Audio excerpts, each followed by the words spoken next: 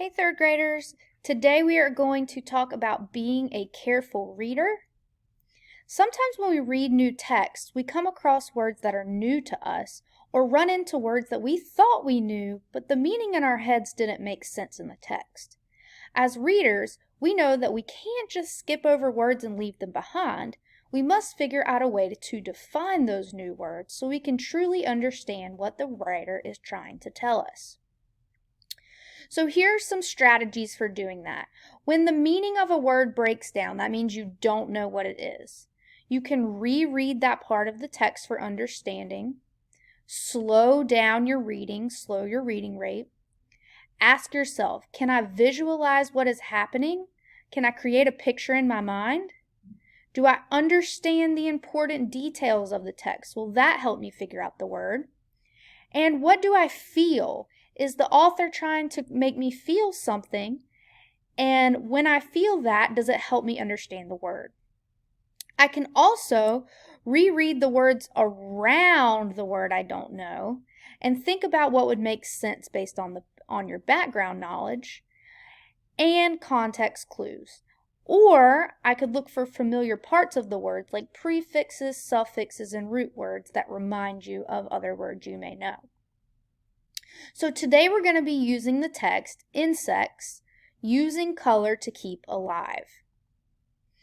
One way to make sure we understand new words that we see in our text is to think about what we already know, or our background knowledge.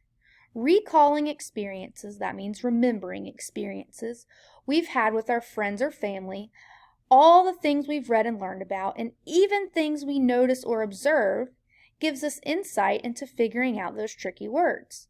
We can also use the words and sentences around the tricky word to help us figure out the meaning. This is called using context clues. Listen as I read and share with you a piece of nonfiction called Insects, Using Color to Keep Alive. And I'm going to read the introduction. Color is found everywhere in the world of insects. The insects don't care about beauty. To them, color may be a matter of survival. Insects use color to keep themselves alive in 3 different ways. First, they may use it to camouflage themselves, making it harder for predators to see them. Second, some insects use bright colors as a warning to predators to let them know they may be poisonous or bad tasting. Third, some insects may imitate the bright colors of other insects to make predators think they are bad to eat. These insects aren't really poisonous or bad tasting, but the color patterns on their bodies fool predators into thinking they are. I never realized how the color of insects can affect whether they live or die. It's so cool that they can use color in so many different ways to make sure they are safe. While I understood most of that paragraph, there was one tricky word that was new to me, and that was the word imitate. So now I'm going to use my graphic organizer to help me figure out what the word imitate means. So I'm going to put imitate in the word I don't know box, because that's what I don't know what it means. And I'm going to go back and try to think of some background knowledge that I have about the word imitate that helps me understand what it means. Let me go back and reread the sentence again to see if I can figure out what this word might mean. So I'm going to come to imitate and I'm going to read around the word. It says, third, some insects may imitate the bright colors of other insects to make predators think they are bad to eat. These insects aren't really poisonous or bad tasting, but the color patterns on their bodies fool predators into thinking they are. So the beginning of this paragraph talks about ways that insects can use their color to protect themselves from their enemies. I remember that when I was younger, my mother used to tell me to stop imitating my sister. It was when I would copy what my sister was saying, which would drive her and my mom crazy. I also know that when we are in writing workshop, sometimes our lessons tell us that we need to imitate what our mentor text authors do. This is when we take a writing technique that a writer has used and make it our own. So I just found two helpful pieces of background knowledge that I'm going to put in the background knowledge box. One about copying my sister and one about imitating what an author does. Now I'm going to see if I can find some context clues. I see how the second to last sentence talks about how the color patterns on the insect's back fool their enemies into thinking they are poisonous.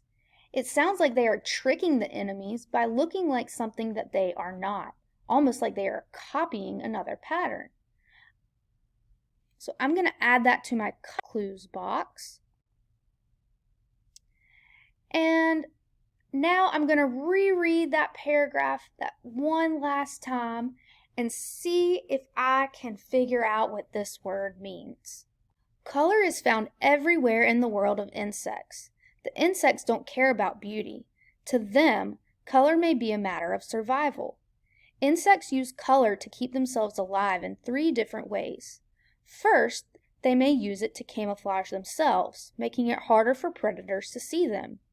Second, some insects use bright colors as a warning to predators to let them know they may be poisonous or bad tasting. Third, some insects may imitate the bright colors of other insects to make predators think they are bad to eat.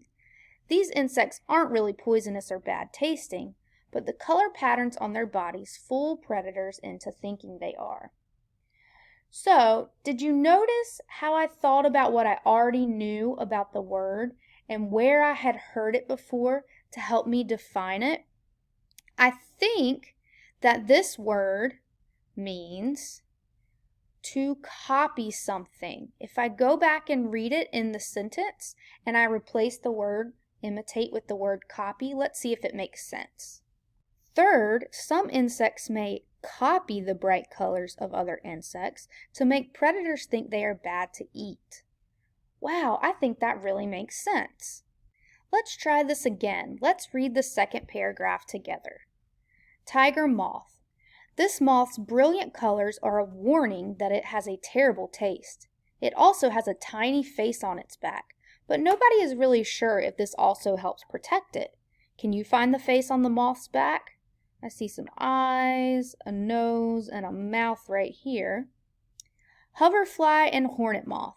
Some insects are actors. They have costumes that fool predators. These insects are usually harmless. They have no sting, no poison, and no bad taste. But their costumes may be enough to make predators think they are dangerous or not good to eat. For example, the fly at the left looks like a honeybee, and the moth at the right is imitating a wasp. So, as I read this, I wasn't sure what the word harmless meant, so I'm going to put that on the words I don't know box here. Oops. So as I think about my background knowledge to the word harmless, I know that the L-E-S-S, the less at the end of the word harmless, which is a suffix, means without. So harmless must mean without harm.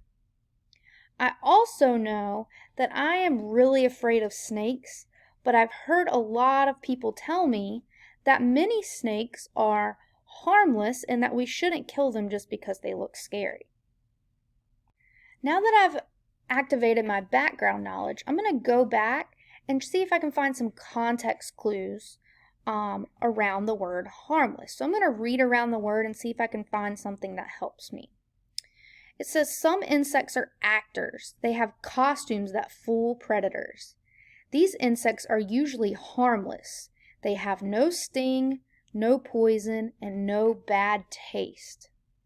I think no sting, no poison, and no bad taste are context clues that help me figure out the word harmless, because if something has no sting, it doesn't have poison, and it doesn't taste bad, then it doesn't seem very harmful to other animals. But their costumes may be enough to make predators think they are dangerous or not good to eat. So I just read two sentences that really helped me figure out what the word harmless meant. I know that they don't have a stinger, they don't have poison, and they don't have bad taste. And I know that their costumes make the predators think they are dangerous or bad tasting, but they're really not.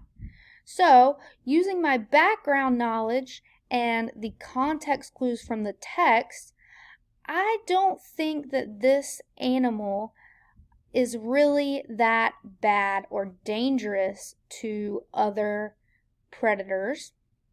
So I think that harmless means that it doesn't harm others. It's not dangerous.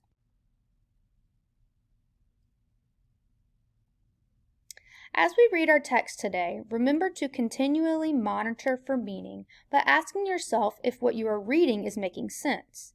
If you find unfamiliar words, use your background knowledge, what you already know, and context clues, clues from the text, to help you make sense of the word. You may have to reread and or slow down your reading pace to ensure you understand what you are reading.